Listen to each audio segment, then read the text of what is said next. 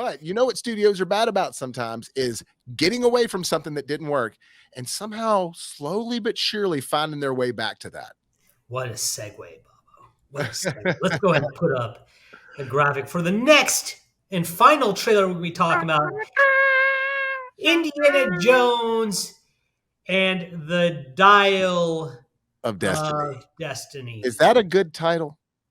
Well, I mean, you could go with the Knob of Nostalgia. That would be great, right? Yeah. But so like Temple of Doom, has just a beautiful ring to it. The Last Crusade, beautiful ring. Raiders of the Lost Ark, beautiful ring. Kingdom of the Crystal Skull, not terrible, but not awesome. But Dial of Destiny just sounds like somebody was trying to come up with an Indiana Jones title. Well, what's a mythical artifact they're going after? The dial? Is it the Mesopotamian sundial? That's the first calendar. Is there going to be some secret attached to that? But what was great about the Temple of Doom?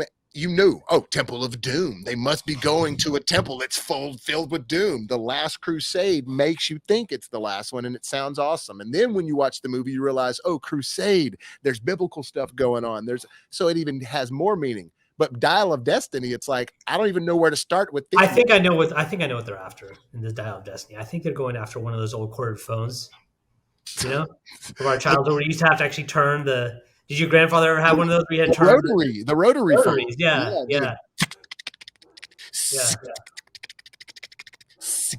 Yeah, dude, that was too bad if you got into an emergency, man. You need to call 911. It's going to reset. There was no 911 back then, Bob. Yeah.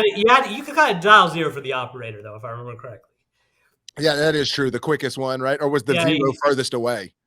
I think you had to go all the way around. But you actually got to talk to a live operator. So imagine that. Oh, look, real quick. Peter says, sorry, base Transformers were trash. Most of it was. I'm not gonna sit here and tell you that I love Michael Bay's Transformers. I just think that 1 and 3 have good things about them. 4 is not as bad as people say it is, but 2 and 5 are not good, and I wouldn't recommend 4 to anyone. Rate them for me on our rating system, which we haven't really introduced people. 1 is the best. 1 is the best. Okay, what's the rating on it? As far as our ratings, I'd say 1 is really decent.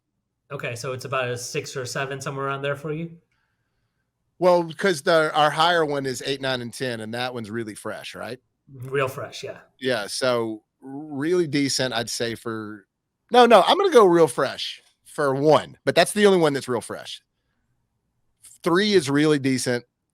4 is the one below really decent. And I'm sorry, I'm still having trouble remembering our rating systems. That's my fault. I sound like such a mid. Mid would be the next one. Just mid, straight up. Real mid. Just so you guys know, it's real REEL because we're the BrassReel movie reviews, right? And I got graphics I'm going to be working with to throw this stuff up. But and then trash is 5 for sure. Now, Bumblebee, I'd say real fresh. So I wasn't including Bumblebee in there. We were just ranking the Michael Bay ones. Did you know Michael Bay still produced that one? Because I think he still had a contract with him. He was supposed to do a 6th one, but after the failure of 5. Yeah. So, but I don't think he has any production involved with this next one or any moving forward. Well, I mean, whatever. I'm so going to be out on this movie. And Indiana Jones, I can't lie to you. I'm out on that too. I would have been out on it if Spielberg was directing it and Lucas was a part of it. But the fact that Spielberg is only producing it and James Mangold is directing it, I'm not going to lie, that does have me interested. That does have me interested. I mean, I'm not looking to watch some 95-year-old man swing across temples with a whip or whatever he's going to do. Look, he don't look good. I'm not going to lie, dude. He looks pretty old. I mean, even in the trailer, like aren't they supposed to de-age him or something for this movie? They're doing a huge flashback. Now, what I like about this is that I think that Mads Mikkelsen is playing the German from the original movie that with the glasses that was kind of the main villain that opened up the arc from part 1. So I think what it looks like to me is there, and I didn't have time to download pics from the trailer. I'll try to edit some of those in when I do our actual review cut from this, but it looks just like that original guy, you know, Vivant the Arc, you know, that guy. And Peter's got a good comment. Let's put that up. Saying just proves that the money proof of the money remake, just making well-known concept just for money.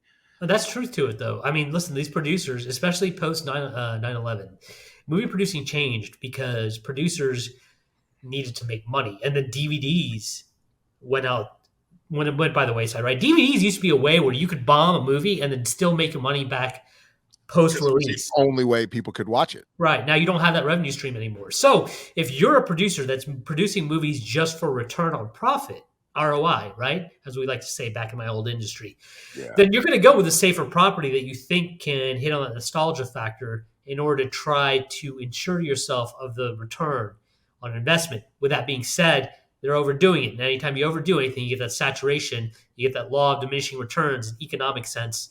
And So, then it has a negative effect on the entire property, unfortunately. yeah. Because then Right, and anything else that comes after it, anything else that also goes after that same nostalgia bait, right? There, people are automatically going to have that sort of negative reaction to it. So, the best example in the world, dude, is The Matrix. for sure, The first Matrix is just like still to this day a beautiful just package. It's just everything about it fucking is badass. Second one, a lot of fun, but something was missing. The third one was like, what? yeah, the What? Merovingian. What did it? Yeah. And then by the time the fourth one comes out, so it went from the first movie being like best thing I've ever seen. Second one comes out, it's like still pretty cool, but it just didn't have that. Third one comes out, everybody's like, second two suck, but the first one's good. Now that the fourth one's a part of it, it's almost that the first movie is slightly getting overshadowed. Yep. Agreed. Also, any of the other sequels that we've had that came 30 years too late, Anchorman, there's a whole host of them. That one. Yeah. Huh? You're going to hate me. I like Anchorman too. Whatevs, man. Whatevs. I don't think it's as good as the first one. I'm not going to sit here and tell you that it has the full-on magic the first one did, but I think there's some pretty clever things in that one, especially them creating the worldwide news network. I know what we need. Just tell people what they want to hear. Like that was great, But point being made, they've done a lot of sequels that were about 15 years too late. I'm sure. Zombieland. Yeah, Clerks 2, soon to be Clerks 3. Jeez, I think it's already done. It's already been out in the theaters. Now they're trying to sell it on networks. Clerks 3. Really? Yeah, I think it's already like coming. How did we not review this for the channel? Look, as much as I like a lot of old school Kevin Smith stuff, he was really losing me at Jay and Silent Bob reboot. That's where I was like, sorry, buddy. And Kevin, I love you. I grew up watching your stuff, but I want you to make more stuff like Red State. Make more of those movies, because Red State was like, they even have to stay on the cover, an unlikely movie by that guy Kevin Smith, because it's just not like it's not a comedy at all. It's extremely serious. Yeah, so we're throwing around an idea for video essays here, tentatively titled "Real Killers." Let us know what you think about that name. We're going to be getting some merch on that.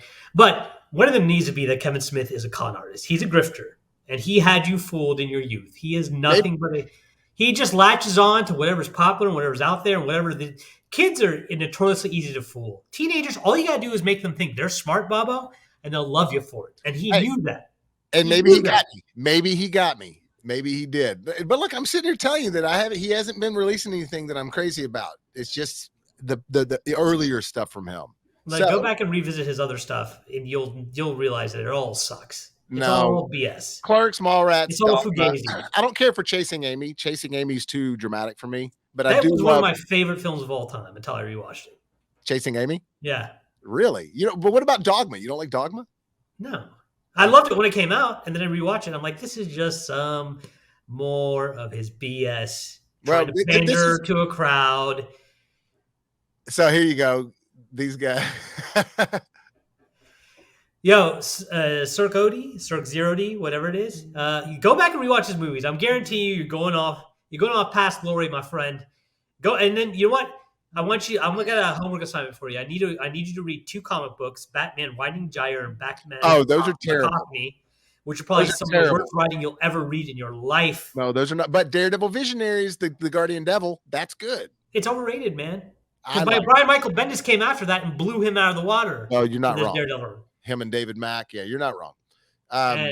But hey, real quick, I wanted to get back to something. Peter said in the Oh, it's Cody comments. Brown. That's Cody Brown that commented, by the way. Oh, you. What up, Cody? I didn't know that was you, dog. Blast from the past, You. homies. The rest of Hell us here yeah. was like, who You the should hell have are made these yourself people? vocal a little bit earlier, Yeah. like that we knew that was actually you. Hell yeah. Um, but going back to Peter real quick, because he was asking about, is there supposed to be a lot of CG in Indy?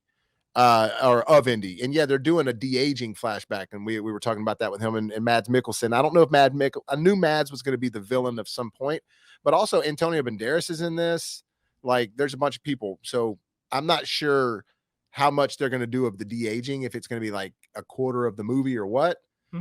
But I do know that as far as the movie itself, James Mangold has been very vocal about, or as far as new shots and everything like that, he's been very vocal about not leaning on CG. He doesn't like to do that. He wants to be a real, that's part of what he likes about movies. And what was so cool about the original is, Yeah, but he used CG in Logan.